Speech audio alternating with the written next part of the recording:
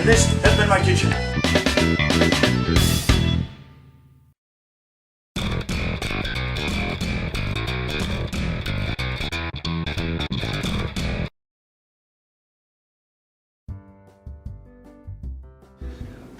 Well, it's been an awful long time since you've been in the kitchen of the old Poppet Studios, but welcome back to it. This is Cooking with SonicBlu, and tonight we're going to be doing a recipe that involves pork chops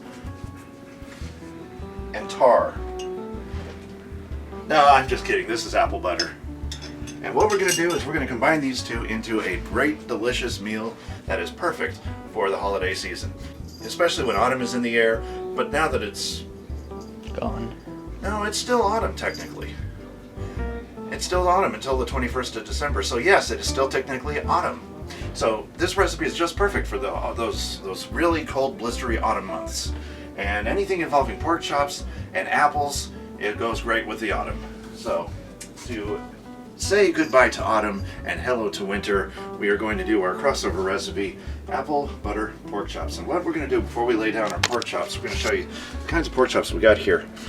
These are what we call butterfly cut pork chops, and they're normally very thick pork chops, but they've been cut in half down this way, but left attached, and that's what we call butterfly cut. And we can also use just some regular old standard pork chops. Now, if you get the boneless kind, those are preferred. But what we're going to do first is we're going to start off, and we're just going to take some plain old apple butter, and we need about a cup's worth of apple butter. So what we're going to do is we're just going to lay down a layer of apple butter onto a baking sheet like this, and we're just going to lay it down and spread it out.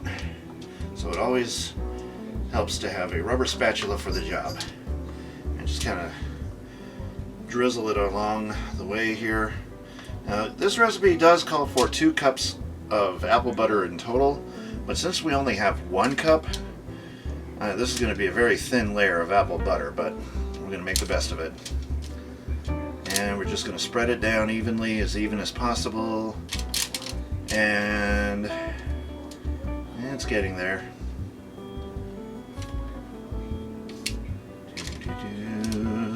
It's almost like preparing for a piece of artwork. This does kind of resemble modern art in a funny way.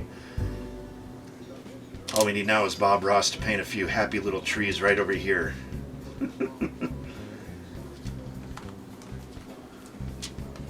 And once you got your first layer of apple butter, and since the apple butter is kind of a precious ingredient, we're going to use as much as possible. And the beauty part of using a rubber spatula is you can get as much of that out of there as possible, leaving as little of it behind as you possibly can.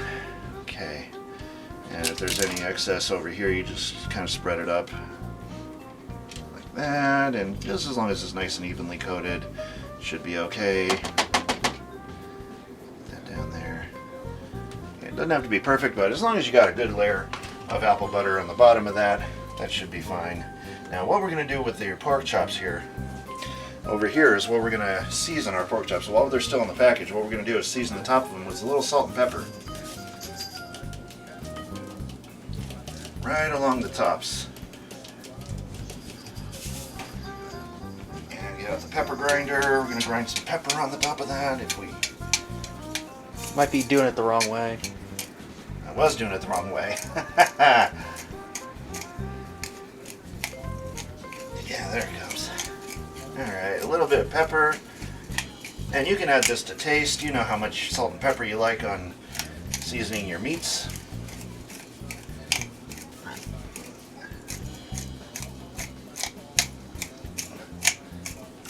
A little more pepper on this this one. This one didn't get enough. All right, and a little more for good measure. All right, there you go. Now you season one side of the pork chops. Now that they're seasoned on the tops, we're gonna flip them over. I didn't mean to do that. Darn it. Oh well.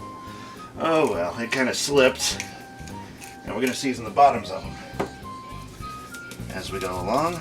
Well, you know what, let me get all of them on there. It'd be easier to get all of them than just one at a time. So, with your seasoned pork chops seasoned on the tops, we're gonna just put them on their backs, right over that layer of apple butter we just laid down.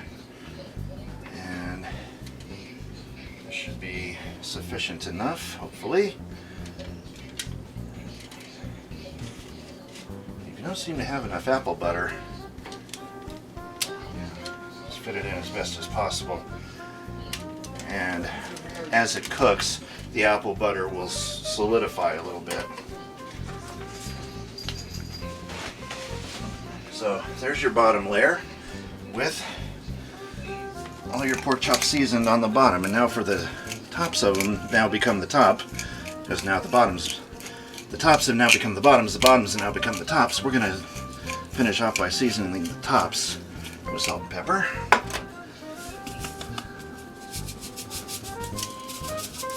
Good old sea salt. Okay, a little bit more in there. There we go. Okay. Now, in this measuring cup, I have taken the other cup of apple butter and mixed it with a 1/4 cup of water, and it makes this nice thin consistency. So this is just perfect for taking a spoon and just drizzling it over the top. Just take a nice spoonful and just go like that over your pork chops. For the butterfly cut, you'll need to do that twice for each side. Okay, and now continuing on, the rest of them, hopefully we got enough. We should have enough. Yeah, we should have plenty. Oh yeah, we got this. Alright, I'll get a little there, a little more there. Then just use the back of the spoon to sort of spread the rest of that apple butter right over your pork chop there. Get it nice and coated, nice and even. There we go. And keep in mind, some of the top layer of apple butter is going to run down to the bottom of the pan, and hopefully will be thin enough to coat the undersides of your pork chop as well as the sides. But once you got it all spread evenly and everything's coated with the apple butter, now the fun part comes in, the baking.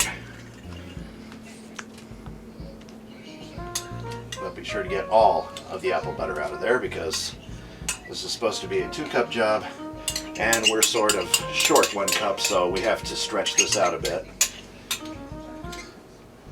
Which is okay, because sometimes in the kitchen you don't always have the types of ingredients you're planning on, what the recipe calls for, so you just gotta kind of just compensate for what you do have. That's what we're doing here, just compensating a little bit. But once you got everything spread evenly, as even as possible, and it looks almost about even, good enough for government work. Now we're going to preheat our oven to 350 degrees Fahrenheit. Oh, perfect. Just one quick of the flick of the wrist. I've been doing this a long enough time to get it right at 350, because you know how hard it is to get the desired temperature on this thing? You're sitting there trying to fiddle with it and trying to get right between the lines. Oh no, not 400, I need 375. No, not 275, 375, and you have to really wiggle it to get it to the right number. That rarely happens, actually. So I'm kind of amazed that it did. Well, while we're waiting for this oven to preheat to 350, what we're going to do is now we're going to cover this up very tightly with more aluminum foil.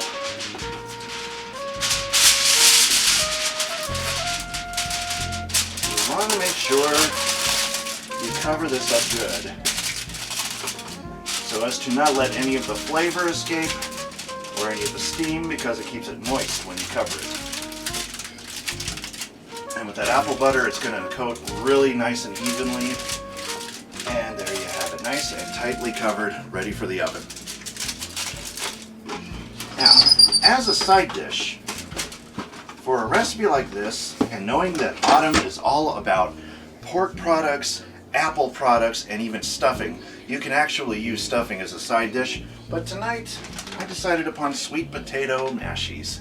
And what can say more, and what could say autumn more than a nice side serving of sweet potato mashed? And that's what we're gonna have from the courtesy of Betty Crocker. Look for this in your grocery aisle, it's great stuff.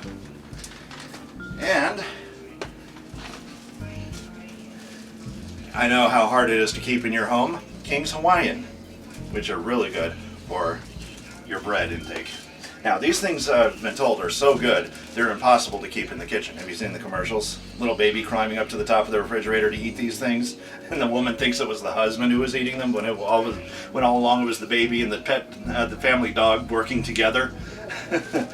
So supposedly they're so good that even your 2-year-old baby will find a way to get to the top of the refrigerator to eat them. We'll find that out in a later video, probably. But as for right now, I believe in cleaning as you go while we're waiting for the oven to preheat. So we're just going to put all of our stuff back, and we're going to put this stuff in the sink now. And the beauty thing about apple butter is it cleans up great. It's easy to clean and rinse off in the sink. It doesn't get too caked on. As long as you do it right away and it doesn't get too caked on, you're not sitting there scrubbing the heck out of it. You can just clean as you go. It's very simple. And look, just a quick rinse, all clean. All clean. All clean. All clean. Look at that. Simple. Yeah. So, clean as you go. Simple rule. We also need to get, we got a saucepan, the other one's in the dishwasher. But we can use this one for our mashed potatoes. So, we'll have sweet potatoes, and we'll have our apple butter pork chops for our main dish. And won't they be delicious? Now, to help enhance the flavor of your pork chops right before you serve them, we're also going to be reaching for a couple of spices that you may have in your spice rack that will help enhance the flavor of the finished product before you serve it. And we're just going to apply this on top as a garnish when those things are done. That belongs up here. If I can find where they are, there's one. Where's the other one? Where's the other one? I know you're in here somewhere.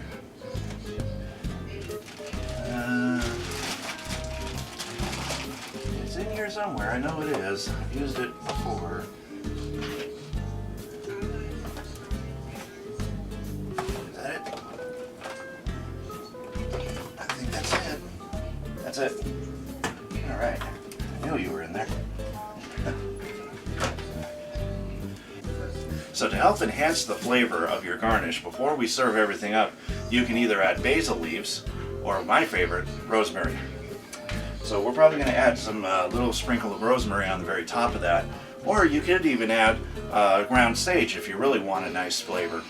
And then the basil can be substituted for it. So why don't I do that instead? Why don't I grab the, what is that, that's cloves. There's the rubbed sage. We got rubbed sage, which is a lot finer than just regular ground sage. The rubbed sage is like a finer, powdery version of the sage that you would use, but it still works good enough as long as it's got the flavor, and this does have the flavor. So what we're going to do is we're just going to go ahead and garnish the top of them with some rubbed sage and a little sprinkle of rosemary to help kick it up a few notches. So that'll all be coming up after we pull these things, put these things into the oven, and why don't I just go ahead and stick them in right now. Don't have to exactly wait until the timer goes beep in order to put these in the oven. It just means that you're going to be waiting a little longer for them to finish up because the oven has to reach the desired temperature to start the cooking. Let's just say that those pork chops are going to start to cook at a cooler temperature than what we expected, but they'll be in a little longer.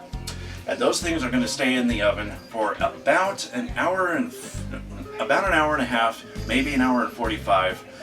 We're going to take a look after an hour and a half and see how far along we're coming. So join us next time when we get ready to pull these out of the oven. We'll show you the finished results. We'll serve them up. We'll do a taste test, the whole 9 yards. So the best is yet to come on Cooking with SonicBlu. See you in about an hour and a half.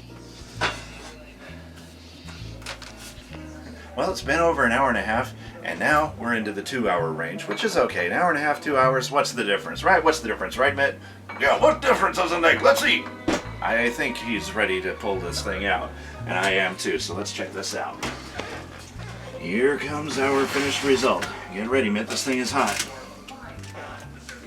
Ouch! Told you it was hot. So he pushes the thing back in. I don't mind it. He doesn't mind it. Okay, well, let me put Mitt down. Mitt Romney. Mitt Romney. And let's reveal finished results. Ooh. It did really move along. Ooh, that's going. What? Huh? Oh, it's just coming out from the top there. I know. All right, well, there you have it. There is our apple butter pork chops. Apple butter pork chops, and that is the result of not having enough apple butter, but we were still able to do the recipe. Even though it's not completely covered and coated, but it'll still retain all of that flavor with the apple butter in it. So I say we pull these things off to the side, get it onto a plate, let's give it a taste test, just as soon as my pot gets boiling enough so I can make my sweet potatoes, and then I can serve everybody. I was hoping that this would be boiling already, since we were ready to pull these out, and mashed potatoes, especially instant ones, don't usually take that long to make. So for some reason, I think it's because the butter was cold. I pulled it out of the refrigerator, so it'll be a bit longer to get to a boiling point. So I'm thinking that's probably what went wrong, but other than that, I'm pretty pleased with the way the pork chops came out. So let's go ahead and eat a fork, don't I? Because I'm not going to pick them up with my fingers. Here we go, got a fork. Turn off the oven light, save energy. And let me just dip in for this one right here. This one looks like a good... Ooh, look at that. Look at that. That's the way it's supposed to look, folks, right there. Nice and coated. Beautiful. I want to put this down that side up. Look at how beautiful that is. That is the way it's supposed to look, folks. When you have enough apple butter, that is the finished result right there, folks. That looks so delicious. As a matter of fact, let me dip in for another one of these slimmer ones and see just what the bottom of this one looks like. And there's the... Wow, that's so tender, it came right off. That's what happens when you cook it covered. It retains all of the juices and keeps it moist. But there you have it, apple butter pork chops. Wow, I'm impressed. Now all I have to do is just wait for this stuff to boil so I can make the sweet potato mashies. But while we're waiting for that to boil, let's go ahead and finish off the top of these with a little sprinkling of rubbed sage, just a little on the top, and just a little on the top of these so that they'll have them just a little bit. Takes, don't want too much because that's a very strong flavor, but it's such a nice accent to pork chops. And of course, some rosemary on the top of that too. Give it a nice little texture and appearance for presentation. There we go. Look at that. Looks almost like autumn, doesn't it? Especially when the pine needles fall off of the trees. And a little on my plate. There you go. A little rosemary on top, and bingo, bango. Look at that. All right. Now, boil! Okay, it's starting to boil. I think it listened to me. For once, the food actually listened to me. It is just starting to achieve a boil, so I will add now my sweet potato flakes. Because I don't really make fresh sweet potato mashies. I would do that, but I just didn't have the time, nor did we have the sweet potatoes to do it with. But perhaps in a later episode I could show everybody how to make sweet potato mashed sweet potato mashies, or however you want to call them. I haven't given up a name for them yet, but I'm sure in due time I will. Now, since we're dealing with a smaller saucepan, what I'm going to do is fold this in, and then when it gets thick enough, I'll just start stirring a little more vigorously. But you want to be careful, especially when you're dealing with a lot of liquid in a very small vessel. Just wait till it gets thick enough. I'm going to go ahead and turn off the fire so it doesn't bubble up. And once we start getting in a level of thickness, fold, make sure you get all over. Anything liquidy will start to thicken up. Now I can smell the sweet potato. Ooh, nice. This is just basically how we adjust to having too small of a vessel for the job. because our bigger one, which I was intending to use in the first place, is in the washer. But we do have this smaller one and it does the job just enough. And now that it's thickened, I can now give it a good stirring that it deserves. Look at that sweet potato mash cheese coming up. Ooh, yeah.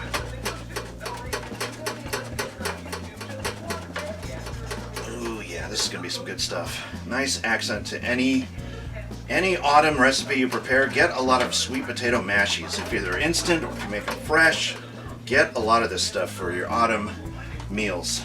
Really accents it really nicely and gives you just the fulfilling flavors of the autumn, especially Thanksgiving and Halloween. Oh, here, oops, made a little mess.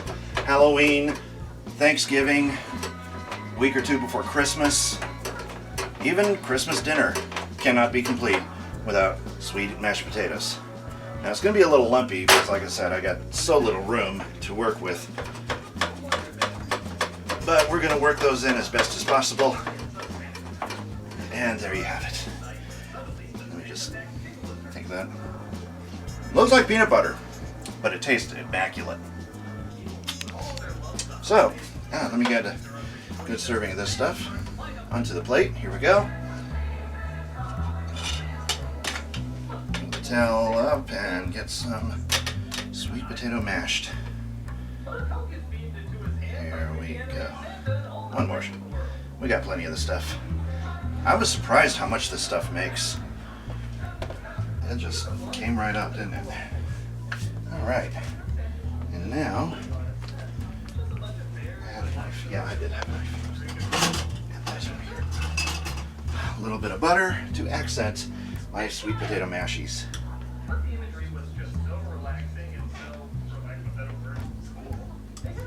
Just use the rest of the old. There we go. Let that butter melt in because it's nice and hot. There we go.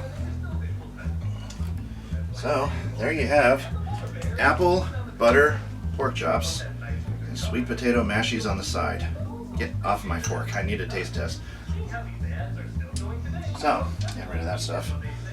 I'm telling you, that stuff tastes wonderful. But let me try a taste of this pork chop because this is what I'm eager to try. See how well it came out. And it is very tender. So, to give it a taste test,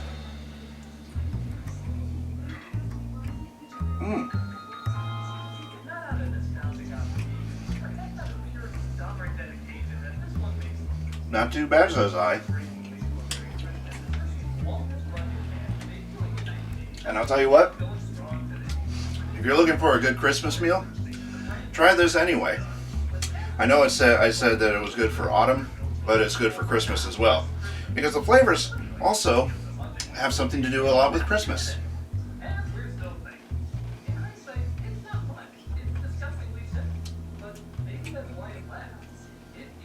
Very nice. Very nice indeed.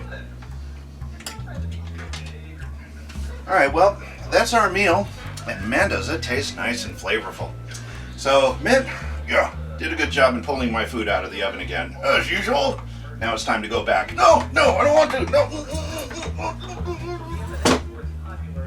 It'll be alright, folks.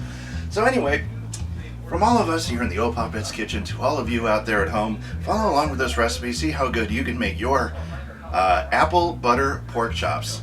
And be sure to have some nice sweet potato mashed potatoes on the side. Sweet potato mashed potatoes, sweet potato mashies. See, so try some sweet potato mashies on the side, and you tell me how good this can be in your own home. So SonicBlu Darkfold taking off for now, and taking my meal and splitting. So take care until next time, and we'll see you on Cooking with SonicBlu.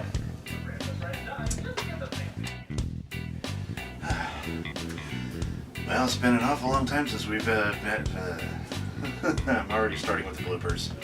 I guess it pays to get adequate sleep before you do this. Okay. Now, to help... try that again. So, to help garnish and... Right. What did I call this guy again? I can't remember what I called him. What is your name? Oh, I don't know. I don't have a name. Maybe we should give you a name. Yeah. I forgot. forgot what to get. What to get?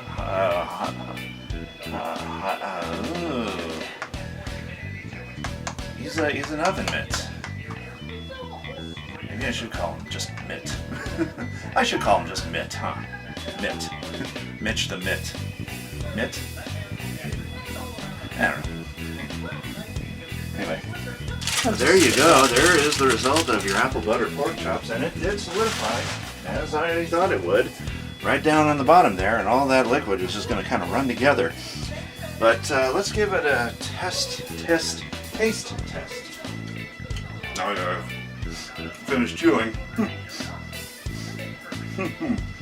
I'm done. This is good stuff.